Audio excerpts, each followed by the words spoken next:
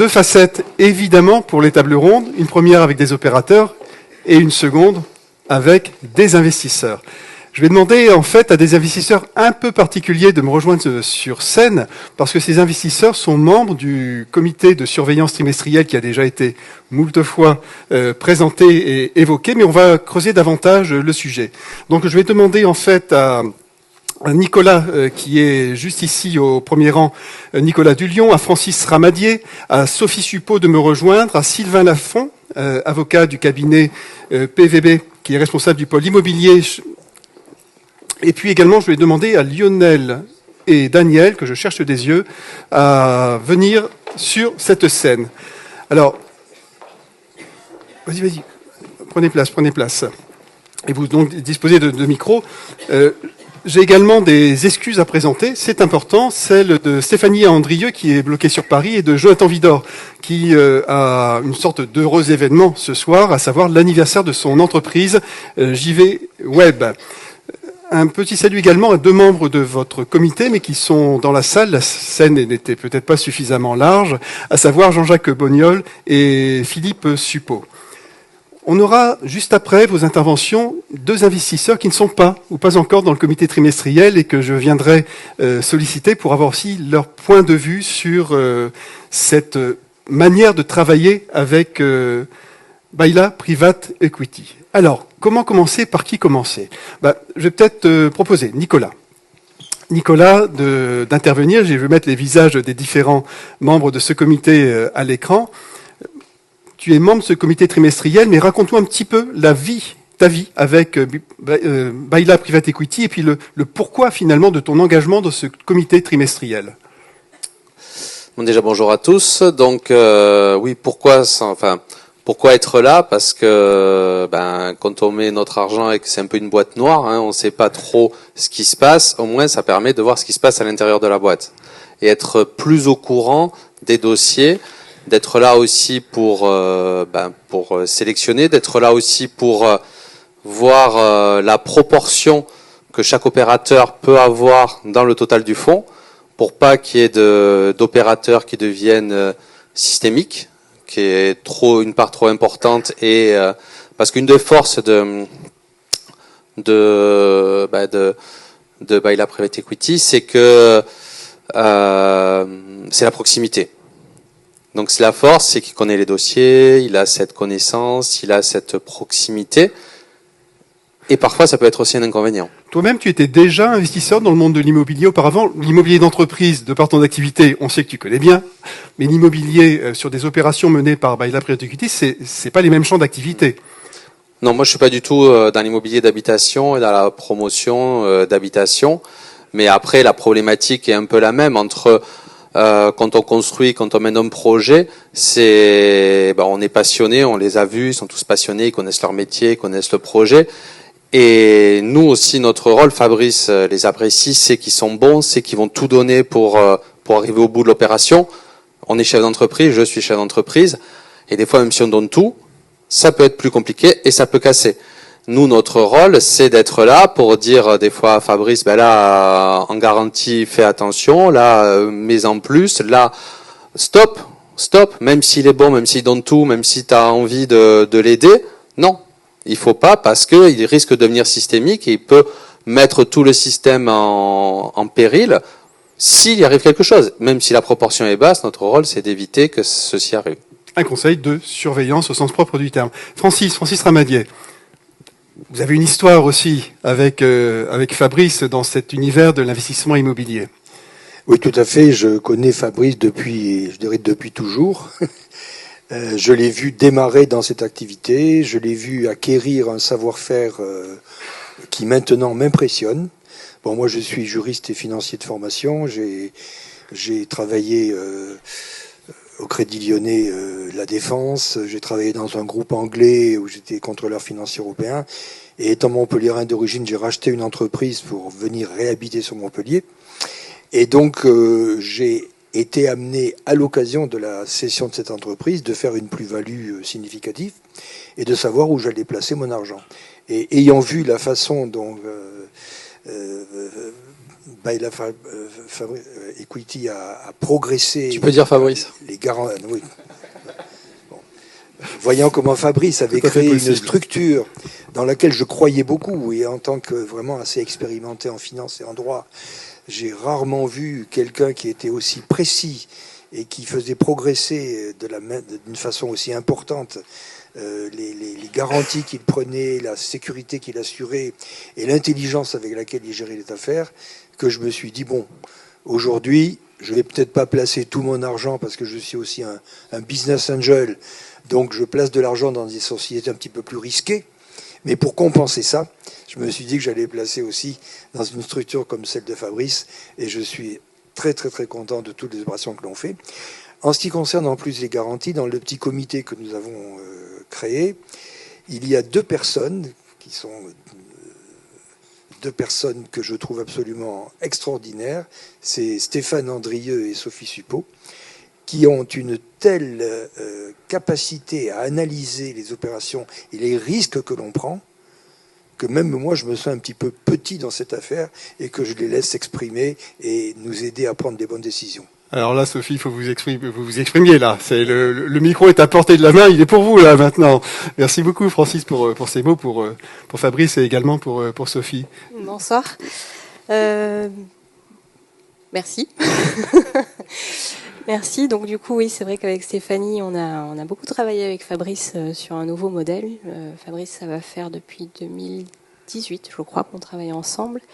On a commencé d'abord par des deal by deal, et puis on a doucement avancé sur un nouveau modèle, sur une enveloppe un peu plus conséquente, et aussi un modèle un petit peu plus durable, on va dire, dans le temps.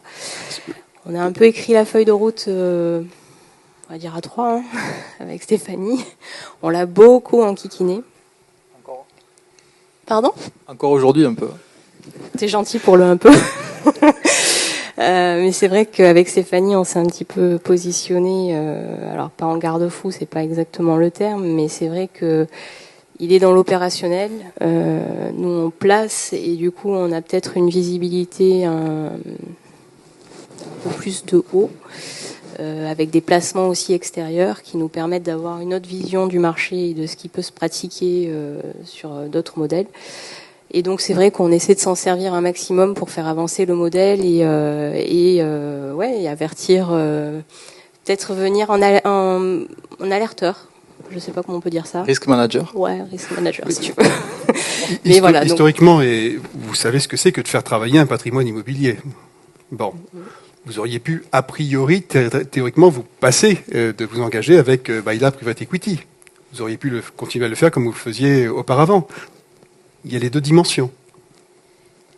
Alors nous, on travaille dans de la diversification de risques, et en fait, le modèle qu'on s'est mis en place, nous, sur nos sociétés, on essaie de finalement le mettre en place dans le mode de fonctionnement avec Fabrice.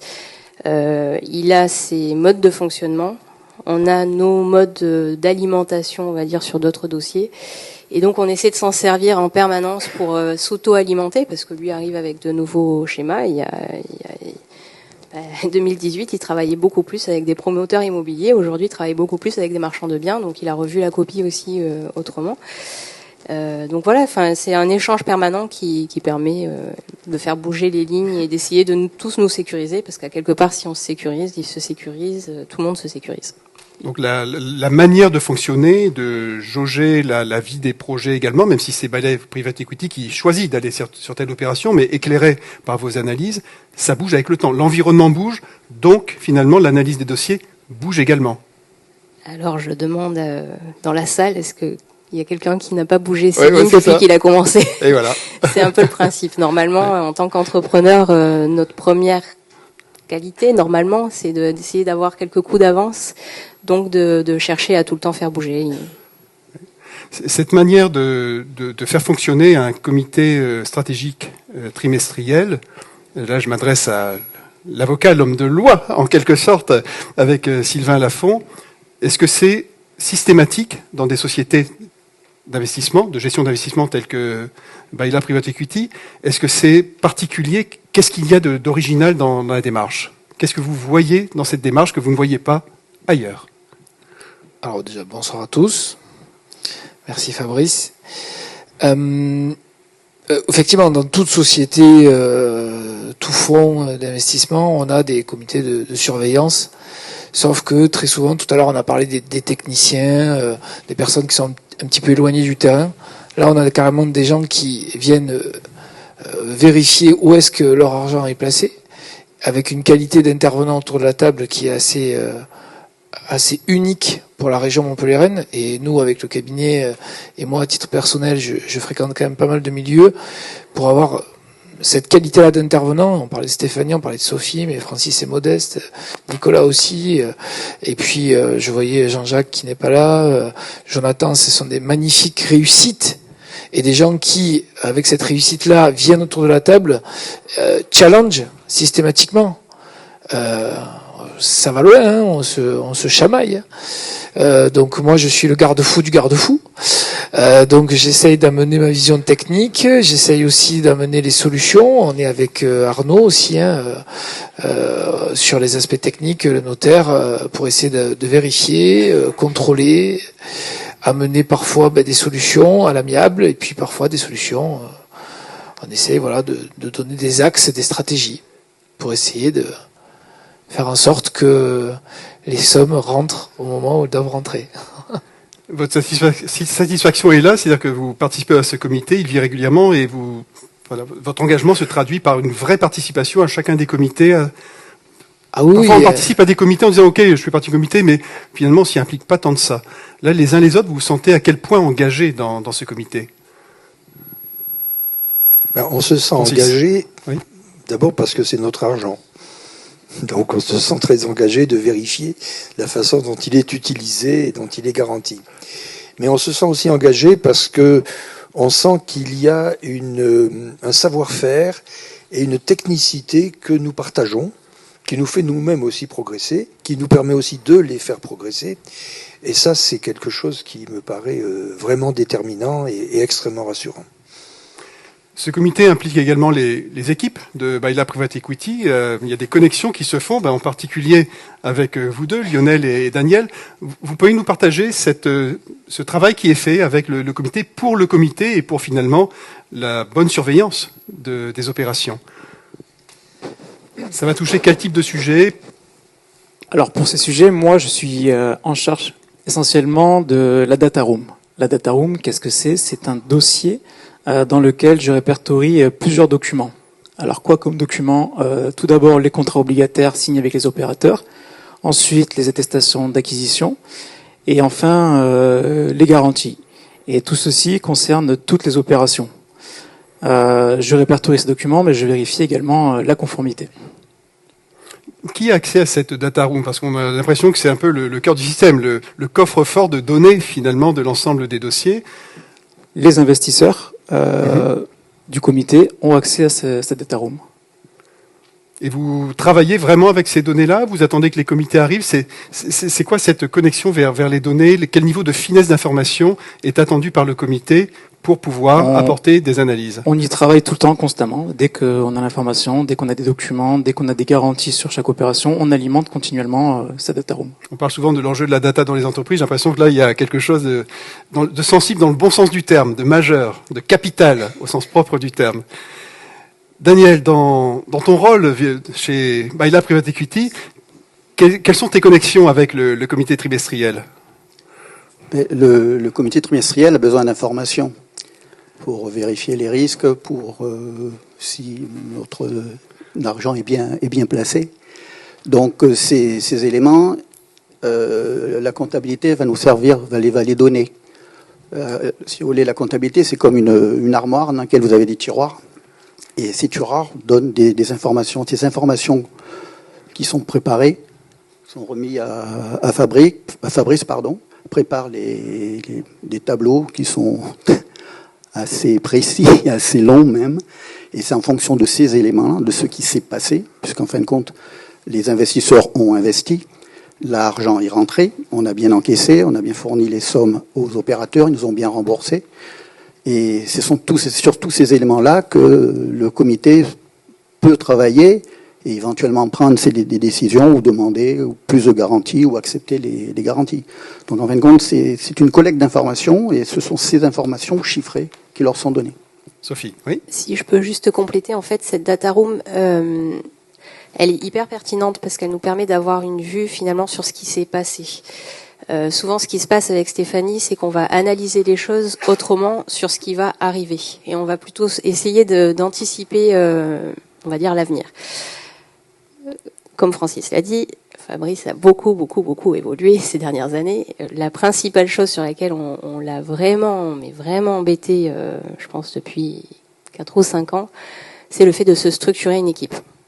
Parce qu'en fait, à force d'avancer, alors lui c'est un rouleau compresseur, il avance, il n'y a pas de problème.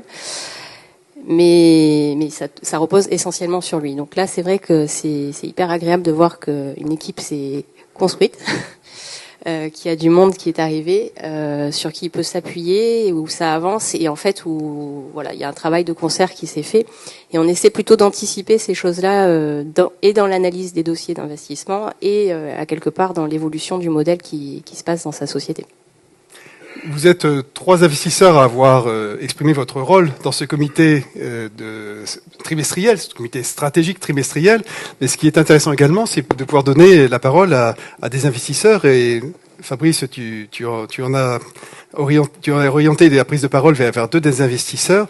Je vais aller vers vous pour vous entendre sur ce que vous attendez de Baila Private Equity dans l'investissement que vous réalisez avec eux. Il y a quelques mots qui ont déjà plané dans la salle. Vous allez dire avec vos mots ce que vous attendez les uns et les autres. Je vais prendre ce micro-là, si tu veux bien, pour rejoindre tout d'abord Bertrand Fillette. Bonjour. Ta relation à Baila Private Equity n'est pas d'hier matin, je crois. Non, effectivement.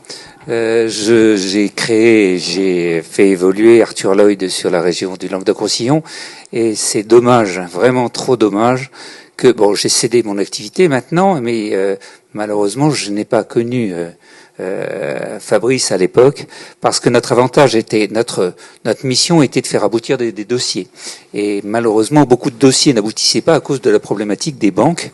Et avec Fabrice, on avait quand même la même méthode de travail, c'est-à-dire que on constituait des projets très très précis, et malheureusement la banque refusait pour des critères qui nous semblaient complètement aberrants.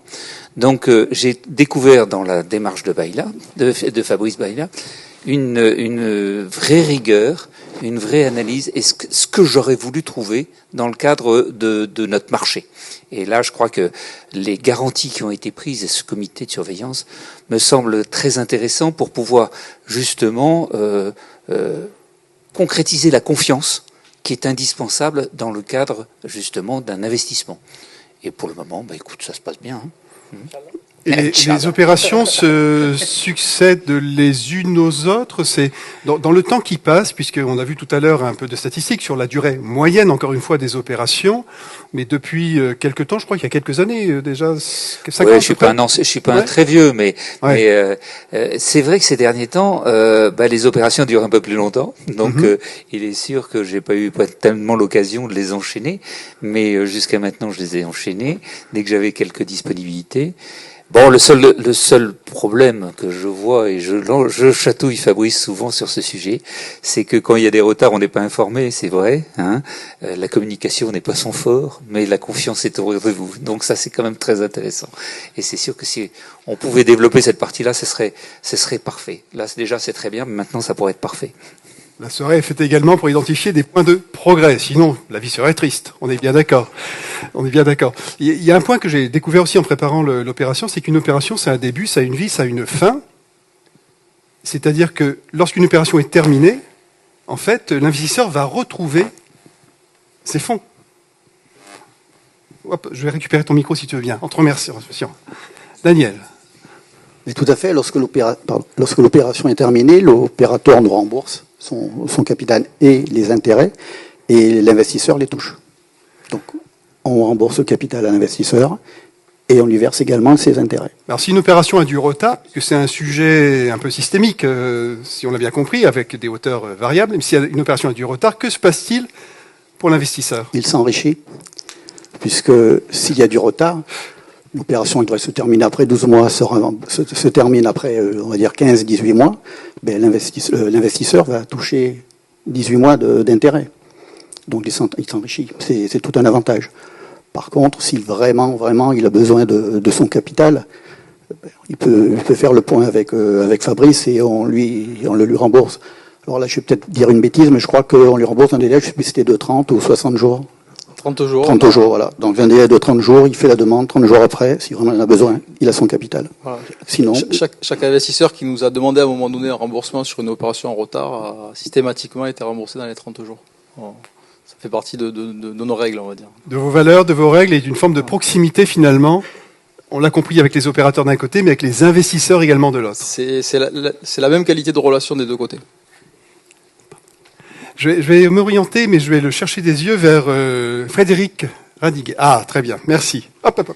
Je viens vers vous pour vous poser une question similaire à celle que je posais à Bertrand, votre histoire avec By Life Private Equity, puis peut-être ce qui vous plaît dans cette relation d'investissement.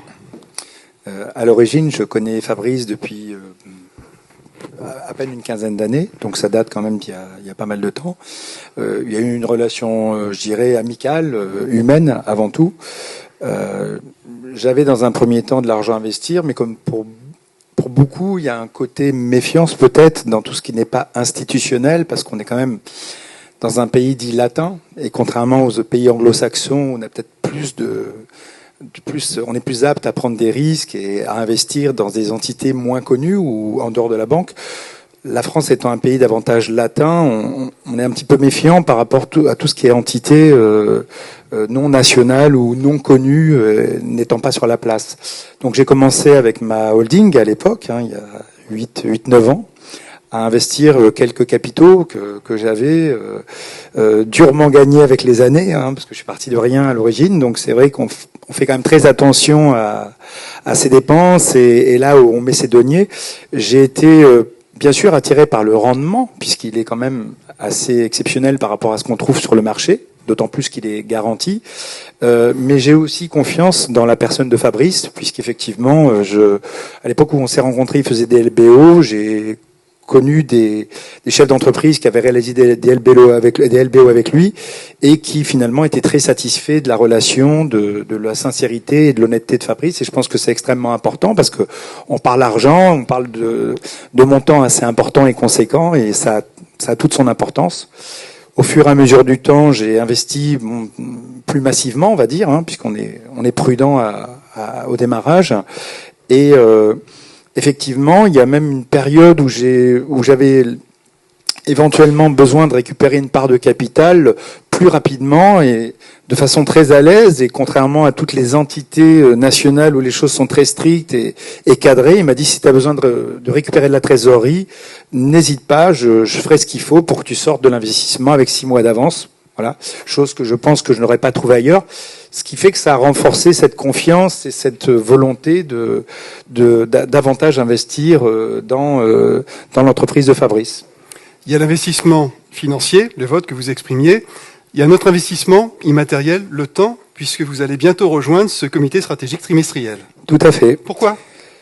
Parce qu'effectivement, à partir du moment où les sommes, comme je le disais, deviennent de plus en plus importantes, on a quand même envie de rentrer dans, comme le disait Francis tout à l'heure. Tout à fait, et puis de rentrer dans la boîte noire, d'aller voir ce qui se passe derrière, de façon à peut-être amener aussi ses propres compétences, ses connaissances, et d'amplifier ce comité qui peut rendre, je pense, les choses plus performantes et plus pointues. Donc c'est vrai qu'il y a eu cette volonté de rentrer au comité, ce qui va être fait prochainement. Il va vraiment falloir élargir la scène pour l'an prochain, Fabrice. On va s'arranger pour cela. Ouais. Grand merci à vous. Avec plaisir. Il y a un dernier point qu'on n'a pas évoqué, mais qui est quand même assez... Enfin, il est évident parce qu'il est devant nous, en quelque sorte, ce point. Au niveau de l'équipe, Fabrice, tu as fait le choix d'avoir des compétences dans l'équipe juridique, de comptable, qui auraient pu être externalisées. Non, il y a le choix de les avoir en interne, vraiment. C'est au niveau des membres du comité, vous ressentez ça comme une chance, comme une force ? une nécessité, je pense. Surtout. Une nécessité. Oui. Oui, parce que c'est un suivi quand même qui est assez précis. On a des états, des data rooms qui sont très très précises et je pense quand même que quelqu'un qui est en interne arrive à amener cette précision puisqu'il y a un suivi qui est quotidien. Quelqu'un qui serait de l'externe aurait quand même peut-être beaucoup plus de mal, je pense, à nous amener autant de précision. Je confirme, puisque effectivement, moi, mon rôle, c'est justement de m'appuyer sur les informations et d'essayer de faire vraiment avancer, mais sur des points précis. Et on serait incapable de l'extérieur d'arriver à la qualité du compte rendu, à la qualité des informations qu'on nous fait remonter et qui nous permettent de justement challenger et de prendre des bonnes décisions. C'est très clair. Fabrice, je te sentais vouloir exprimer quelque chose sur ce sujet. Je pensais que tu m'appelais pour quasiment répondre à ta question, mais j'ai vu que d'autres personnes l'ont fait, donc c'est très bien. Non, c'est assez peut-être rare dans des métiers de dire non, on va vraiment internaliser. C'est une forme de circuit court finalement, de confiance, de rapidité, d'agilité. Oui, puis à chaque fois c'est un investissement parce que quand on prend un comptable à plein temps en 2018, tu disais, Daniel, t'avais quand même beaucoup moins de travail que maintenant. Donc maintenant tu travailles à 100%. Exactement, maintenant je travaille. Et quand Lionel est rentré aussi comme juriste à temps complet, c'était une demande du comité, là je rebondis sur ce que disait Sophie tout à l'heure, hein, c'était une demande du comité de surveillance trimestrielle de me dire, bon, c'est bien gentil de tout vouloir faire parce qu'a priori tu maîtrises tous les domaines d'activité, mais si tu avais un juriste qui déjà te déchargeait de la partie juridique, peut-être que tu pourrais développer un petit peu, tu pourrais passer plus de temps avec les opérateurs ou autres. Donc à chaque fois, effectivement, qu'on a recruté quelqu'un, on l'a fait sans avoir encore la charge de travail. Voilà, de la même façon que Selim, qui nous a rejoint il y a quelques mois, est rentré pour apporter la partie technique qu'on n'avait pas, puisqu'on était plus financier que technique, sauf qu'aujourd'hui, avec le nombre d'opérations qu'on a, en permanence, on a à peu près 80 opérations qui tournent. Nous-mêmes, on en fait une ou deux par an, et malheureusement, sur certains dossiers, on a récupéré des actifs d'opérateurs. Alors, on les a récupérés pour l'instant à l'amiable, mais on a récupéré des actifs d'opérateurs qui n'étaient pas allés au bout de leur opération, et en interne, on n'avait pas cette compétence pour pouvoir prendre le relais, pour remettre l'actif sur le marché au bon prix et récupérer les fonds qu'entre-temps, on a remboursés aux investisseurs. Mais à un moment donné, récupérer les fonds pour recharger notre fonds de sécurité. Merci à vous tous sur scène, merci à Bertrand, merci à Frédéric également.